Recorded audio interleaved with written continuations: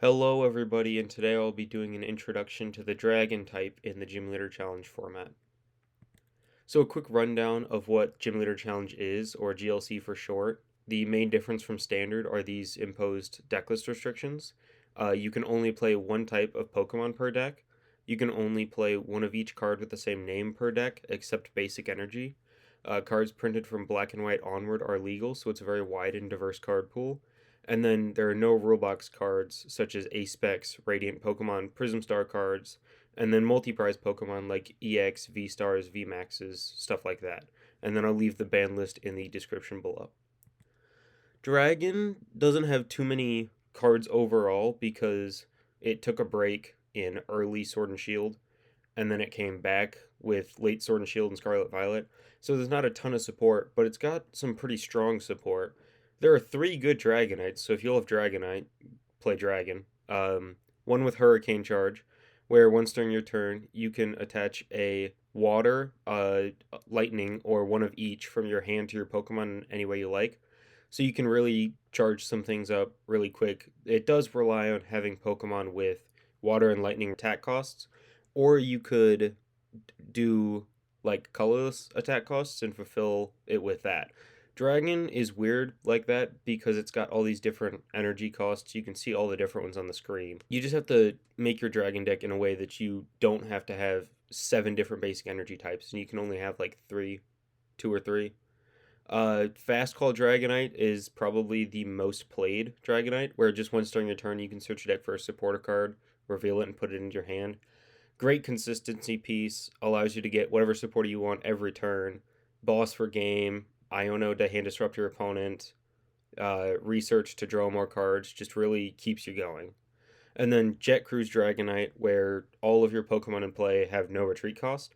So it lets you pivot a lot of things, make sure nothing can get stuck. Salamence with the Intimidating Roar, where once during your turn, you can have your opponent switch their active Pokemon with one of their bench Pokemon. It can make it so that if they have something in the active that you don't want to hit into or that you can't KO with your attacker, you can make them put something else up. And if they don't have a secondary attacker set up and they only have support Pokemon, you can KO one of their support Pokemon and limit their options. Gabite with the Dragon Call. Really, this is what holds Dragon together. Just once during your turn, you can search your deck for a Dragon Pokemon, reveal it, and put it in your hand. And then the Garchomp that I'm going to show on the next slide is played in almost every Dragon deck because it's so crazy to have Gabite, Dragon Call, all your dragons out, and then evolve into Garchomp and start attacking with it. It's similar to Torterra in Grass, where you use Grotle to get your pieces out, and then you evolve into Torterra and start swinging for really big numbers. Reshiram with the Turbo Blaze, where once during your turn, if the Reshiram is in the active spot, you can attach a fire energy from your hand to one of your Pokemon. And that's good. A bit more acceleration. Fire is actually a rather common type that dragons need to attack. So it's just great. Attach an air balloon or a float stone to it, and you can push it after something gets KO'd, attach a free energy, and then just gets you one more energy in play. Tatsugiri with the attract customers. Once during your turn, if the Tatsugiri is in the active, you look at the top 6. You can reveal a supporter card and put it into your hand, and then you put the other cards back in your deck. This is great. Attach a U-turn board to it, and then it becomes a pivot after something gets KO'd. You can search for a supporter. This is great early game because obviously you won't be able to get fast call out turn 1. So this can get you into more supporters and just let you play the game more, which is what you want to be doing in GLC. Dracloak with the Recon Directive. Once during your turn, you may look at the top 2 cards of your deck, put one of them into your hand, and put the other on the bottom. There's no Dragon type Dragapult that you can play in Gym Leader Challenge, but it doesn't really matter because Recon Directive is just so powerful as a draw ability because Dragon doesn't really have too much draw.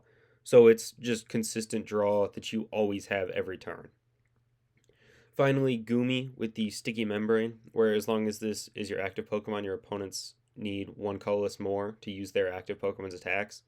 It's pretty good at like buying yourself some turns. Like I said, Dragon needs a lot of different energy to attack, and it can just buy you some turns to get set up before your opponent can get set up and start attacking you first. Dragon has no shortage of good attackers. The Garchomp, like I mentioned earlier, has that Sonic Slip ability, where when you evolve it, when you play it from your hand to evolve it, you can prevent all damage and effects of attacks done to it until the end of your opponent's next turn. So you basically give it invincibility, and then Dragon Blade for a water and a fighting does 160, and then you discard the top two cards of your deck. Raging Bolt, insanely powerful card. Thunderburst Storm for lightning and a fighting. This attack does 30 damage to one of your opponent's Pokemon for each energy attached to it. This is insane because you get 2 energy on it, and that's 60 damage. And a lot of basic Pokemon that want to evolve are going to have 60 HP. So you can take a prize there, and then the next turn you can attach an energy, and now you're hitting 90. And then you can attach an energy the next turn, and now you're hitting 120. And then you can attach one more energy, and now you're hitting 150. And if you give the Raging Bolt a tool card like Luxurious Cape to give it 100 more HP and make it a lot more difficult for your opponent to take out, you can take multiple KOs on their support Pokemon that they really don't want you to be taking. Koraidon with the Primordial Beatdown for a fighting and a colorless. It does 30 damage for each of your ancient Pokemon in play. It's not great because you only have 2, so it'll only ever be doing 60, but it's mostly here for Shred. Firefighting colorless does 130 damage and isn't affected by any effects on your opponent's active Pokemon. So, for example, against a Garchomp, they use Sonic Slip to make themselves invincible. Shred will actually go through that, so you can still hit the Garchomp and make it take damage while it should be invincible. Regidrago with the Dragon's Horde. Once during your turn, if the Regidrago is in the active, you can draw until you have 4 cards in your hand. It's pretty good. Thin your hand down, fill your hand to 4. One of the only draw cards that Dragon gets. And then Giant Fangs for a Grass, a Fire, and a Colorless. Does 160 damage. Really good beat stick attacker. Attach 3 energy to it, put it up, fill your hand to 4, and swing with it. Druddigon with the Revenge attack for a fire and a water. It does 40 damage, and then it does 120 more damage if any of your Pokemon were knocked out by damage from an attack used by your opponent. So if any of your Pokemon were knocked out during your opponent's turn, you get to do 160 damage for 2. And that's really good because it's, again, a great revenge attacker. So you can have one of your guys go down, and then you can promote Druddigon, attach the second energy to it, and then swing Revenge for 160. Drampa with the Berserk, where for a water and a fighting, it does 70 damage. And then if any of your bench Pokemon have any damage counters on them, it does 90 more damage. So 160 for 2, just like the Druddigon, except your Pokemon don't have to be knocked out. They just have to have damage on them. And that's a very solid attacking option. You can play like Gapejaw Bog and Rainbow Energy, which both put damage counters on your Pokemon. So it's not too hard to meet the conditions of Berserk. And then the other Drampa with the Dragon Arcana, where if the Drampa has 2 or more different types of basic energy attached to it, it does 70 plus 70 more damage. So 140 for 3, again, not as good as 160 for 2, but the Drampa can slot into any Dragon deck because it just requires 3 colorless, and that you have 2 or more different types of basic energy attached to it. So as long as you're playing 2 different types of basic energy, which again, all dragons require 2 basic energy types to attack, the Drampa with Dragon Arcana is very insertable in almost every dragon list. Haxorus with the Bring Down the Axe attack for 1 fighting. If your opponent's active Pokemon has any special energy attached, it's knocked out. So it's just a free KO. Special energy is rather common in the Gym Leader Challenge format, in some types more than others, but it's just a free KO for a single energy if your opponent has any special energy on their active.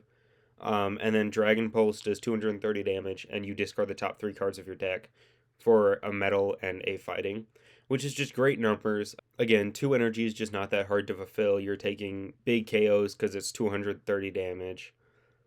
Goodra with the Slimy Room ability, paragraph of text here. As long as the Goodra is in your active spot, whenever your opponent tries to attach an energy from their hand to one of their Pokemon, they must flip a coin. If tails, it discards the energy, and if they discard an energy then it doesn't use up their energy attachment for the turn. So it's great at like limiting your opponent's energy acceleration, because on a coin flip, their energy acceleration is essentially halved. And if they try to attach a special energy, it still hits the coin flip, so they could discard one of their special energies that they were trying to attach, which could put them back quite a ways. Ultra Necrozma with Ultra Burst. The Necrozma can't attack unless your opponent has 2 or fewer prize cards remaining. And then Luster Downfall for a Psychic and a Metal does 170 damage, and you discard an energy from your opponent's active. This is very good, but the Ultra Burst is really holding it back. But you can play Silent Lab to shut that ability off and make it so that it can just attack whenever it wants to. And 170 damage for 2 energy on a basic is pretty good. And you discard an energy from your opponent's active. So if they survive it, they lose an energy, so they have to find another one if they want to commit to attacking again.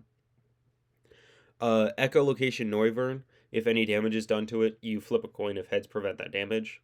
And then Boom Burst for a metal, a dark, and a colorless does 30 damage to each of your opponent's Pokemon. So it's a more spread type attacker. It's got coin flip immunity.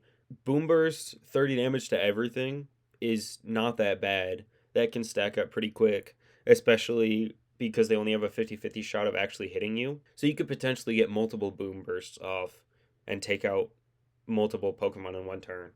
And then Zygarde with the Judgment Surge for a Grass fighting in a colorless does 40 damage to one of your opponent's Pokemon for each prize card your opponent has taken. So later in the game, this can be sniping pretty high numbers, take out an attacker that they have built up on the bench, or you could try to trap a support Pokemon in the active and start sniping around it, decimating their board.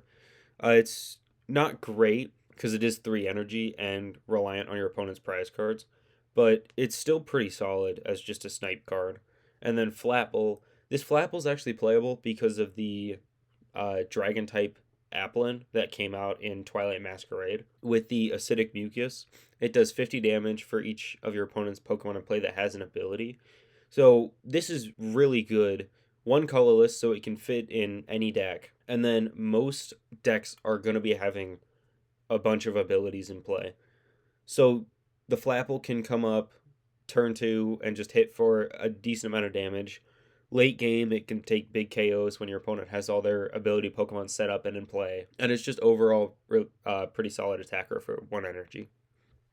Dragon-specific trainers, there's Mysterious Treasure, where you discard a card from your hand, and you search your deck for a Psychic or Dragon-type Pokemon, reveal it, and put it into your hand. This is pretty good. It gets you any Dragon-type Pokemon, not just a basic, and it puts it into your hand, so you can get, for example, Gabite off of this, and then you can use Gabite's ability to go get any other Dragon-type Pokemon. Speaking of getting Dragon-type Pokemon, Lance just lets you get any 3 Dragon-type Pokemon and put them into your hand. This is great at setting up your board, getting your evolutions turn 2, just good supporter to play early game. Not so good late game, but if you hit it early game, you're going to be playing the game, so you have a chance to win.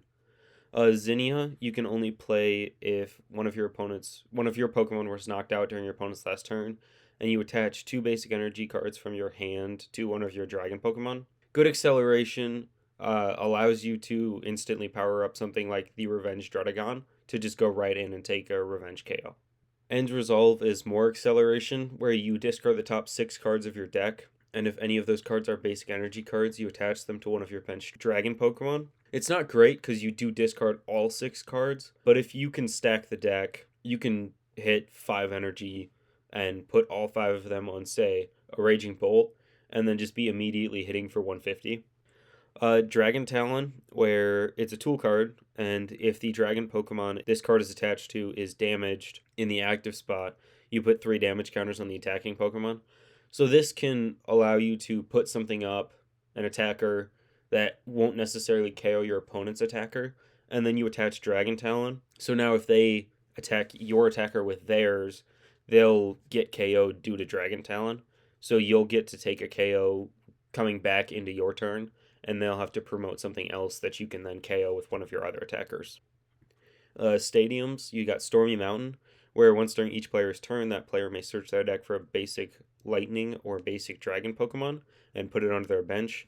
Good consistency early game. It's another one of the stadiums that lets you get a certain type of basic Pokemon and put it on your bench, as opposed to Artisan. So your opponent won't be able to use it nearly as much because it's limited to two types. Crystal Cave, good for tanking and against spread matchups. You once during your turn, that player may heal 30 damage from each of their metal and dragon Pokemon. So, like I said, good for tanking. If you attach a luxurious cape to something, you can heal 30 damage from it and potentially 60 in the spread matchup. If they're putting damage on all your guys, you can remove all of it with one swoop of Crystal Cave. And then Devoured Field, the attacks of Dark and Dragon Pokemon do 10 more damage to the opponent's active Pokemon. Uh, just a slight damage modifier. It's nothing crazy, but it will stack up if you apply other damage modifiers. So, Fast Call, this is like generic Dragon. It's very good, but this is like the baseline for Dragon. You have the Garchomp and the Dragonite. Dragonite, obviously, for consistency with that fast call, and Garchomp because it evolves from Gabite and it has that Sonic Slip and Dragon Blade. You got a couple basic Pokemon in here. The Tatsugiri for supporter consistency early game. You have the Regidrago for a bit of draw and another attacker. Druddigon as a revenge attacker, and then the Haxorus to just do big damage, 230 for 2 energy, again, pretty crazy. DragoBox is a deck that relies on lower energy attack cost basic dragon Pokemon, powering them up with things like Turbo Blaze on the Reshiram, and then Max Elixir, Crispin, Raihan. Power up your basic dragons and start swinging with them. You got Raging Bolt, Druddigon, Drampa, and Regidrago as your attackers. Reshiram as your energy acceleration, and then Tatsugiri to find your supporters. The deck really wants to go through and draw as many cards as possible. Keep the hand thin so you can draw with Regidrago and Bicycle, both of which draw until you have 4 cards in your hand, and then swing with all your dragon attackers. Finally, Goomy Control relies on Goomy with the sticky membrane to kind of wall off your opponent from attacking, while you play Disruptive Supporters and set up your Dragcloak, Gabite, and Dragonite in the background. And then after your opponent has gone through their sort of crippled setup due to Goomy's sticky membrane, you can go in with Goodra, Slimy Room, throw it in the active, make them coin flip on all their energy attachments, and then you can even start attacking with Buster Tail if you need to. But after the Goomy's put in its work and the Goodra's put in its work, you fall back on your Garchomp and your Regidrago to kind of just close out the game after your opponent has had to struggle for so long. Links in the description, all the deck lists that I showed in the video, the official Gym Leader Challenge website and the ban list, and then the Cardboard Warriors website, which is a great resource to go find more deck lists and even build your own. Thanks for watching. Have a good day.